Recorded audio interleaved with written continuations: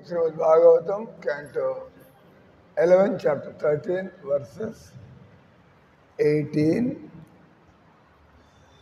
11 to 18. Karoti Kamavasiga, Karmanya Vijitendriya, Dukkho Darkani Sampasyan, Rajovega Vimohita, Rajastamokhyam Yadapi, Vidwan Vikshipta Deepuna, Atandrito Manoyinjan, Dosa Drishtir Na Sajjate, Apramatto Mayunjita, Manomayar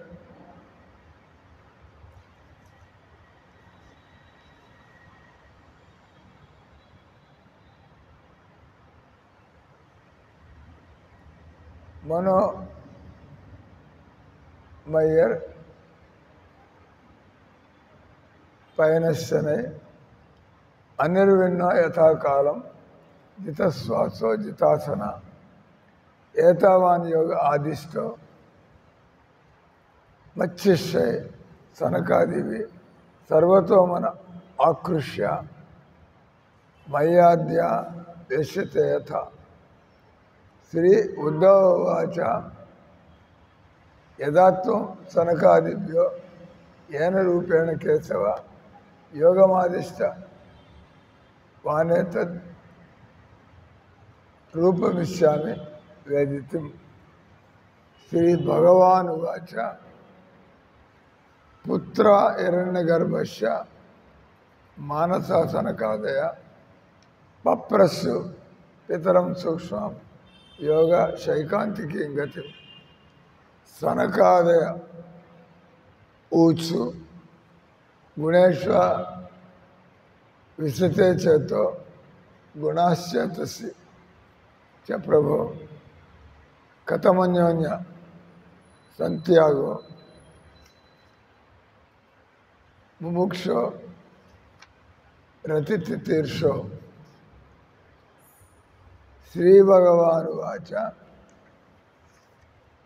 Evam Prushto Mahadeva, Swayambhur Bhuta Bhavana, Dhyayamana Prasnabhijam, Nabhya Padyata Karmabhi. Translation and purport. Indriyalani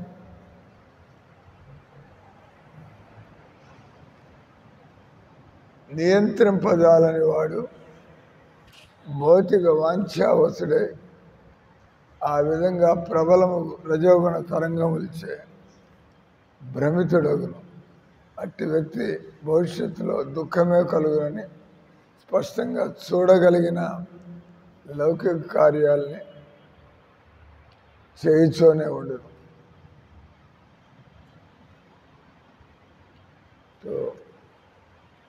మానవ జీవితం ఇక్కడ చదువుతున్నట్టుగా ఇంద్రియ నిగ్రహము, మనో నిగ్రహము,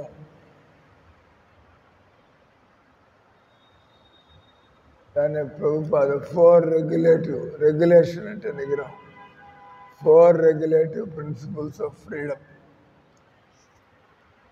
control చేసుకోవడం ఎందుకంటే స్వేచ్ఛ కోసం. కంట్రోలు స్వేచ్ఛ రెండు కూడా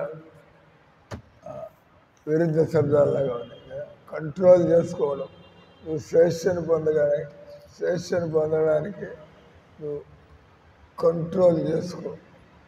అదంతా కంట్రోల్ చేస్తే స్వేచ్ఛ అక్కడ. నువ్వు ఇంద్రియాల మీద స్వేచ్ఛ పోతుంది. ఇంద్రియాలు కంట్రోల్లో లేవు కాబట్టి మనకి ఆత్మస్వేచ్ఛ లేదు. మన ఆత్మ ఇప్పుడు నేను కూడా భజన చేయాలా, కానీ ఇంద్రియాలు మనస్సు భజన వైపు పోవటం లేదు. ఇంద్రియాలు మనస్సు నువ్వు పోయి పండుకో, నువ్వు పోయి అది చెయ్యి ఇది చెయ్యి, మనకి స్వేచ్ఛ లేదు. ఈ శరీరాన్ని గోదాస్ అంటే ఇంద్రియాలకి బానిస. గోస్వామి ఇంద్రియాలకి గోస్వామి. మానవ జీవితం. సో పశువులకి మనుషులకి తేడా ఎంత మనిషిని ఎప్పుడు పశువులాగా అనాలంటే ఎవరికైతే ఇంద్రియ నిగ్రహం లేదు, మనో నిగ్రహం లేదు.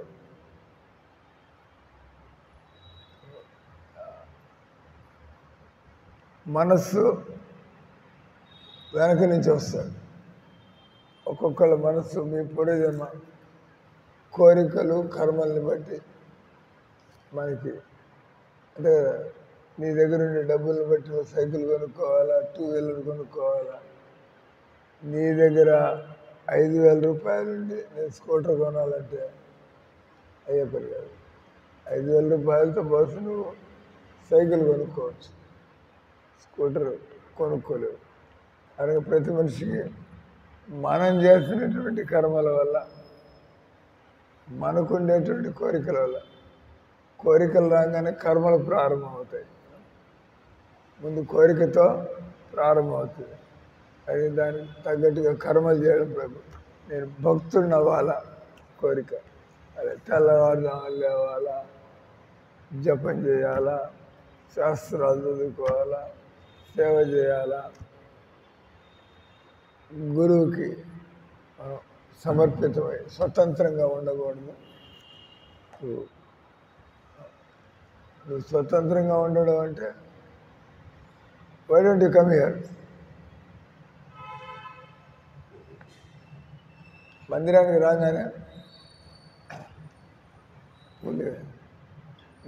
రాగానే ఇక్కడ దండం పెట్టుకోవడం,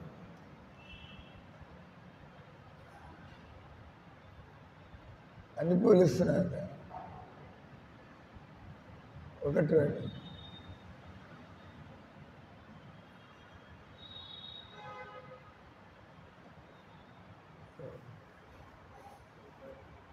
కానీ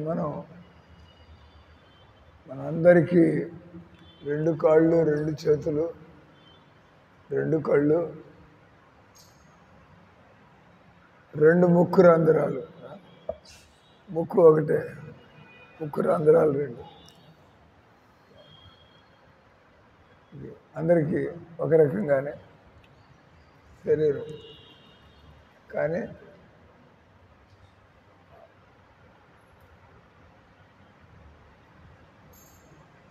ఆ ముక్కుకి ఇంద్రియాలకు కొన్ని అలవాట్లు పూర్వజన్మల నుంచి.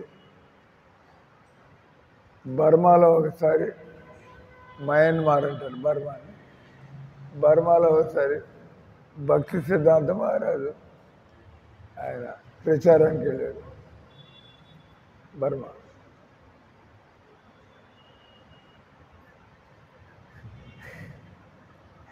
నిద్రపోతే డైవర్షన్ చెప్పేదేనండి. ఇక్కడ చెప్పేది వింటారు, అక్కడ చదువుతారు, చదువుతుంటే ఎట్లా వింటారు, వింటుంటే ఎట్లా చదువుతారు.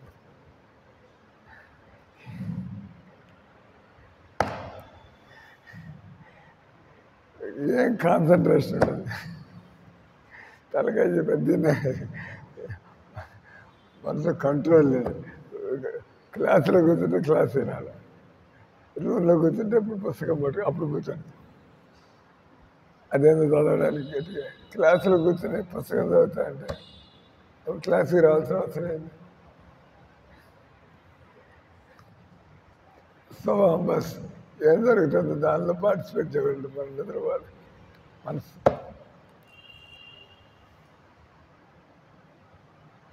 మీరు ఉద్యోగస్తుల స్టూడెంట్సా?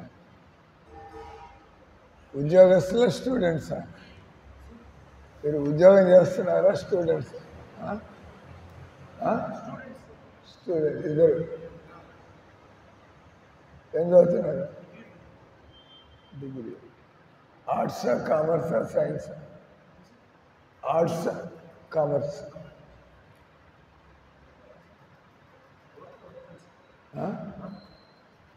వర్క్ పనిచేస్తారు ఈ వయసులో.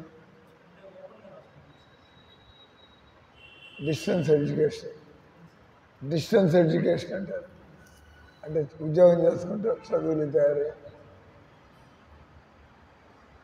ఏం పని చేస్తారు? Shop, gold shop. గోల్డ్ షాప్లో పనిచేస్తారా? మీదే షాప్? ఓన్. ఇది ఆ షాప్లో ఏం పని ఉంటుంది?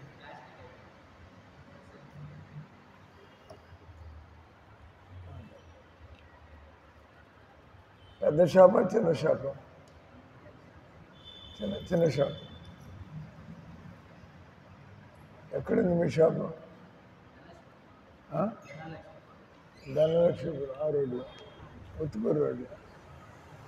ఈయనెక్కడ దొరికాడు మీకు? ఈయనెక్కడ దొరికాడు మీకు?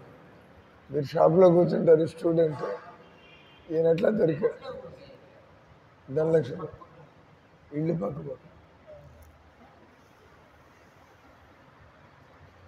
ఈ క్లాస్ ఇంకో 15 నిమిషాలు ఉంటుంది, 9:15 దాకా ఉంటారా? ఇది మేము చదువుతుందాన్ని భాగవతం అంటారు. భాగవతం అంటే ఈ శరీరంతో మీకు తల్లిదండ్రులతో సంబంధం ఉంది, ఈ శరీరంతో మీకు ఆంధ్రతో సంబంధం ఉంది, ఈ శరీరంతో మీకు ఈ సంసారంతో సంబంధం ఉంది. అంటే తిండి కావాలా, ఈ సంసారంతో మీకు సంబంధం ఉంది. మీరు ఈ సంసారం నుంచే గాలి తీసుకోవాలా, నీళ్ళు తీసుకోవాలా, తిండి. అంటే భాగవతం అంటే ప్రస్తుతం మీకు భగవంతుడితో ఉండే సంబంధం అది మరుగున పడింది. మీ అమ్మ ఇంట్లోనే ఉంటుందా? అంటే ఇంట్లో మీ అమ్మ, మీ నాన్న,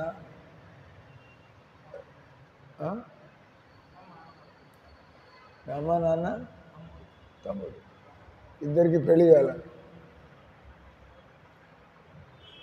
ఎందుకంటే మీ వయసు ఏంది? 20, ఓన్లీ 20. అదే. సో భాగవతం అంటే మనకి భగవంతుడితో సంబంధం ఉంది. ఆ సంబంధం మనం వదిలేసాము, లేదా మర్చిపోయాము, లేదా మనకి తెలియదు, జ్ఞానం లేదు, మర్చిపోయాము. కానీ భాగవతం గుర్తు చేస్తుంది. ఈ సంసారాల సంబంధం అది కొంతకాలం ఉంటుంది. అంటే మీరు ఇంతకుముందు 20 ఏళ్ళు అన్నారు. మీకు 20 ఏళ్ళ ముందు మీరు ఈ భూమి మీద లేరు. 20 ఏళ్ళ నుంచే కదా ఎక్కడ ఉన్నది. ఆ 20 ఏళ్ళకు ముందు ఎక్కడున్నారంటే మనకి తెలియదు. ఉండే ఉంటారు ఎక్కడో అక్కడ. ఎందుకంటే ఆత్మకు చావు లేదు. ఇప్పుడు ఈ శరీరం తీసుకుని వచ్చావు, ఈ శరీరం కూడా వదిలిపెడతావు, మళ్ళా ఇంకో శరీరం కావాలా మీకు. ఇట్లాగే ఒక శరీరం తర్వాత ఇంకో శరీరం, ఇంకో పోతూ ఉండాలి. ఇట్లా ప్రతి మళ్ళీ జన్మెత్తి, మళ్ళీ చనిపోయి, మళ్ళీ జన్మెత్తి, మళ్ళీ చనిపోయి, మళ్ళీ జన్మెత్తి, మళ్ళీ చనిపోయి. ఎన్నాళ్ళు కావాలి? ఎన్ని జన్మలు కావాలంట? ఎన్ని జన్మలు కావాలి? ఇప్పటికే మీరు చాలా జన్మలు ఎత్తారు.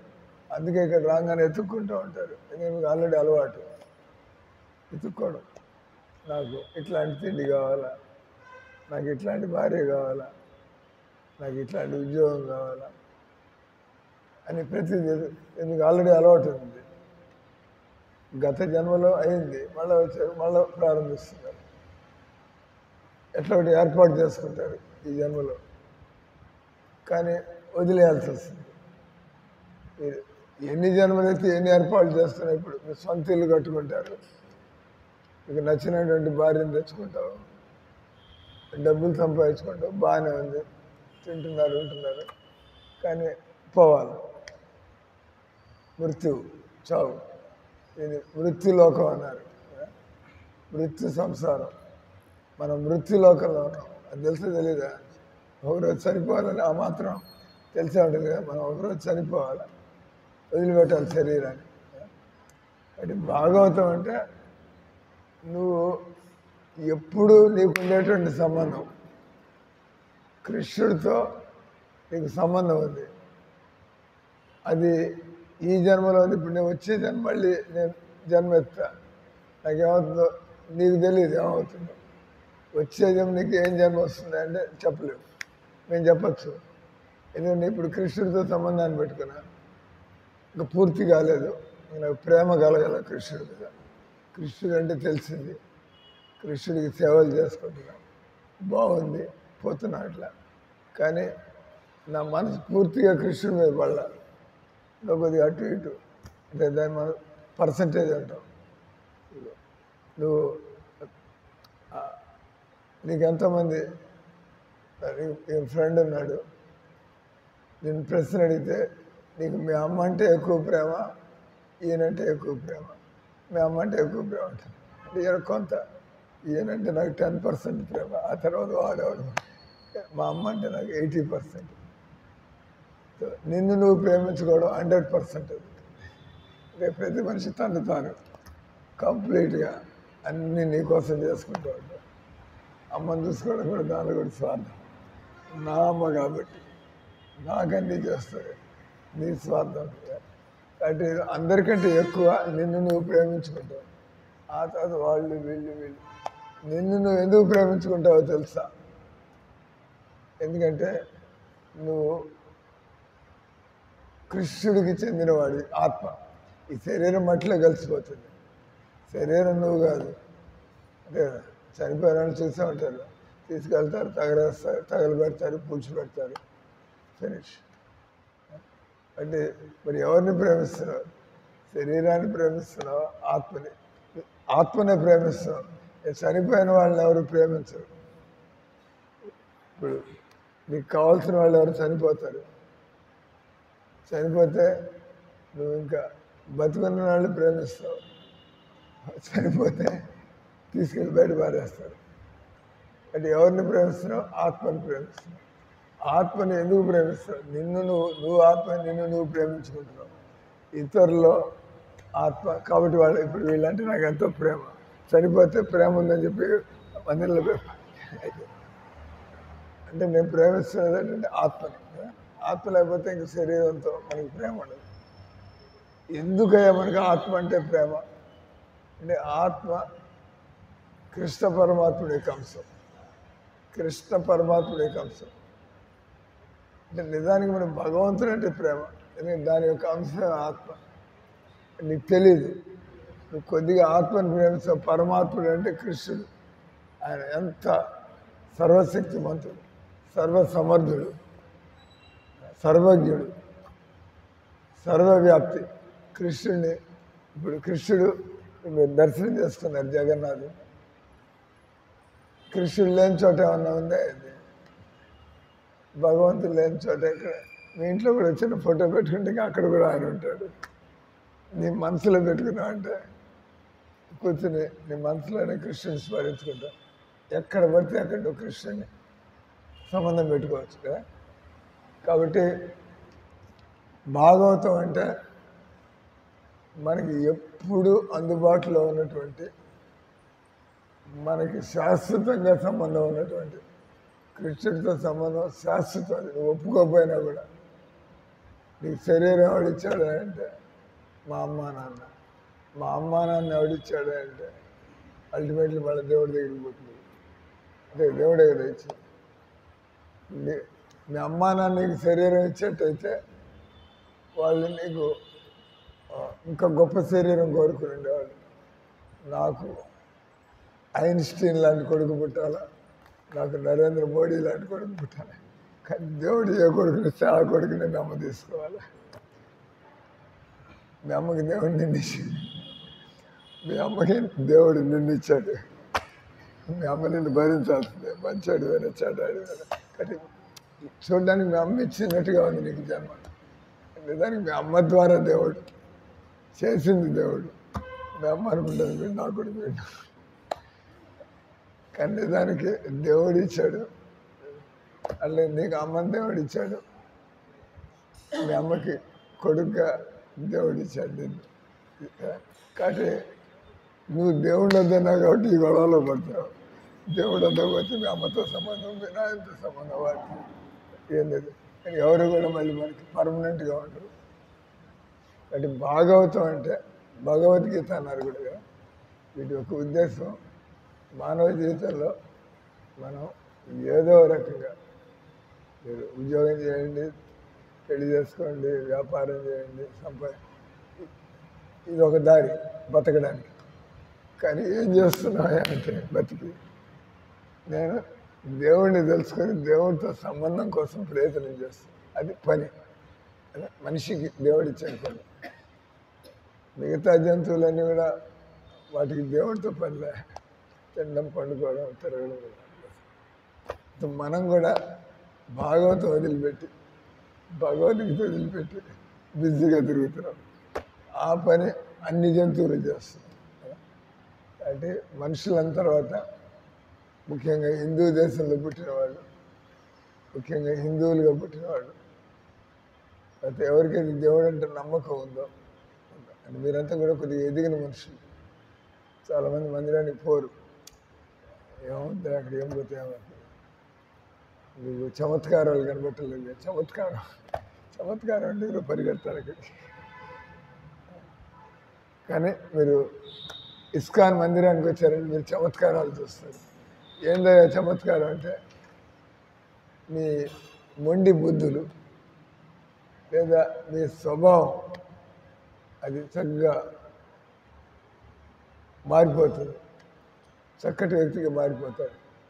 అది మామూలుగా పుట్టినాడు వాడి బుద్ధులతో బతుకుతూ ఉంటాడు. పుట్టినాడు ఎవరి బుద్ధులాడే, వాడు అట్ట అంటాడు, వీడు ఇట్ట అంటే తెలిసిపోతుంది.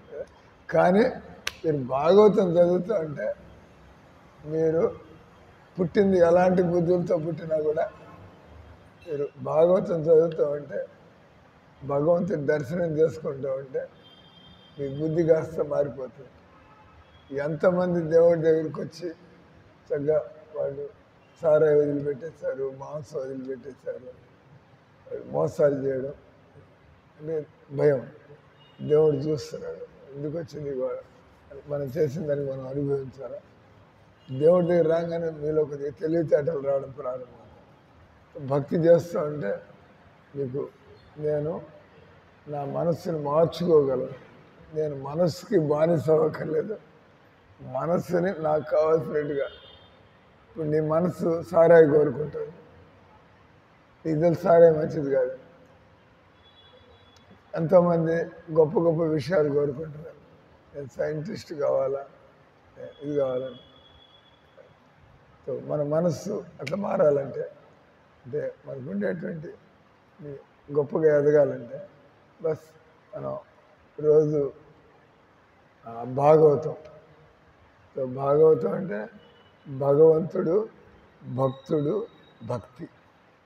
అంటే మీరు కూడా జీవితంలో రోజు ఇక్కడికి వచ్చి వినొచ్చు, లేదా ఇక్కడికి వచ్చి అడిగి నేర్చుకొని ఏదో పుస్తకం పట్టుకుపోయి ఇంట్లో చదువుకుంటాం. మళ్ళీ టైం ఉన్నప్పుడు రోజు రోజు రాలేదేంది, మీరు రోజు రాలేదేంది?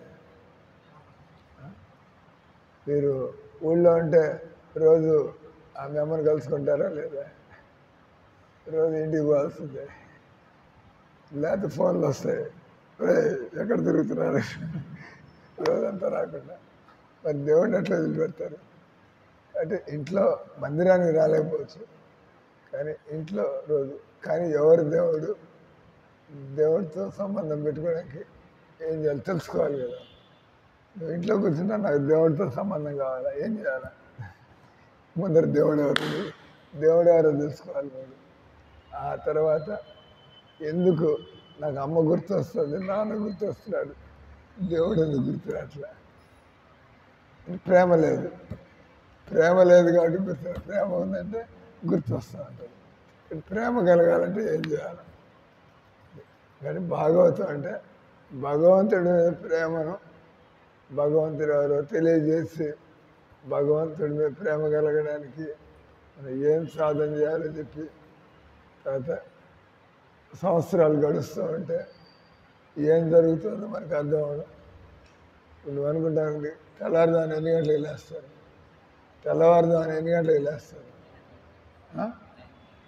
పొద్దున్న 9 గంటలకు నిద్ర లేస్తాను, 8 గంటలకు నిద్ర లేస్తాను. నువ్వు కూడా అంతేనా? ఇదేం బతుకే కుక్కలాగా లేజీగా. మంచి జీవితంలో మీరు గొప్పవాళ్ళు కావాలా లేదా? మీరు గొప్పవాళ్ళు కావాలా జీవితంలో? మామూలు వ్యక్తులు అంటే ఏదో గుడిసెల్లో సందులో గొంతుల్లో పడి బతకాలా? గొప్పవాళ్ళుగా మారాలా? గొప్పవాళ్ళుగా మారాలంటే కొద్దిగా క్రమశిక్షణ. సూర్యదేవుడు 5:30 కల్లా వస్తాడు వెళ్తురు. మీరు సూర్యదేవుడి కంటే ముందు లేస్తే అప్పుడు మీరు కొద్దిగా కరెక్ట్గా ఉన్నట్లు లెక్క. భగవంతుని సూర్యదేవుడే కృష్ణుడిని దర్శించుకోవడానికి ఆయన 5 అయ్యేప్పటికల్లా టైంకి వచ్చేస్తాడు. మీరు 7:30కి లేచి సూర్యుడు అంటే మీకు శ్రద్ధ లేదు, కృష్ణుడు అంటే అసలు ఏమీ తెలియదు. ఎట్లా గొప్ప వాళ్ళు అవుతారు మీరు? మీ తలరాతలు ఎట్లా లాక్కుపోతే అట్లా పోతూ ఉంటారు. ఒక గొర్రెని మేకని యూట్యూబ్ పేరెట్గా మీ కర్మలు ఉంటాయి, లాక్కుపోతూ ఉంటారు. తప్పు పనులు చేస్తారు, నేరాలు చేస్తారు, దరిద్రంలో పడతారు, కష్టాల్లో పడతారు. ఎందుకంటే మీరేం ప్రయత్నం చేయట్లేదు కదా. మనిషి ప్రయత్నం చేయాలంటే బస్ నేను నా జీవితాన్ని చెడగొట్టుకోకూడదు. ఆఖరిలో మంచి వాళ్ళ సాంగత్యం కదా. మంచి వాళ్ళ సాంగత్యం అంటే మనం కూడా బాగుపడతాం. చెడు వాళ్ళ సాంగత్యం అంటే మెల్లిగా వాళ్ళతో పాటు మనం కూడా చెడిపోతాం. కాబట్టి జీవితంలో మనం గొప్పవాళ్ళు కావాలంటే, మనం మంచి వ్యక్తులు కావాలంటే, మనం భక్తులు జీవితం యొక్క మీరు భక్తులైతే ఎప్పుడు సంతోషంగా ఉంటారు. ఉన్నా లేకపోయినా, అవమానాలు జరిగినా, మిమ్మల్ని పొగడ్తలు వచ్చినా, నేను అంతకంటే గొప్ప విషయం, అంతకంటే గొప్ప అనుభవం కలుగుతాను. మీరు నన్ను పొగుడతారు, దానికంటే నేను భజన చేస్తాను, నాకు అంతకంటే 1000 రెట్ల ఆనందం కలుగుతుంటే. మీ పొగడ్తలు వస్తే అంత, రాకపోతే అంత. నాకు అంతే కదా. నాకు మీ పొగడ్తల కంటే 1000 రెట్ల ఆనందం నేను హరే కృష్ణ అంటే నాకు దొరుకుతాను. పెడితే మీరు భలే మంచి వాళ్ళు సార్, హూ కేర్స్, ఆయన మాకు అక్కర్లేదు. హరే కృష్ణ నాకు సంతోషంగానే ఉన్నాం. మమ్మల్ని పొగిడినా పొగడకపోయినా మాకేం తేడా లేదు. కరెక్టే. ఆ స్థితిలోకి వెళ్తాడు మీరు, తెలుసునా? మీరు చక్కటి మాట్లాడినారు కాబట్టి వస్తానండి. డిగ్రీ చదువుకున్నాను. మీకు ఒక చిన్న పుస్తకం, చిన్నది, హరే కృష్ణ సవాలు. మీ ఇంట్లో మీ అమ్మ ఎక్కువ చదువుకుందా, వీళ్ళ అమ్మ ఎక్కువ చదువుకుందా? అదే మీ అమ్మ ఏం చదువుకుంది? చదువురాదు. మీ అమ్మ కూడా చదువురాదు.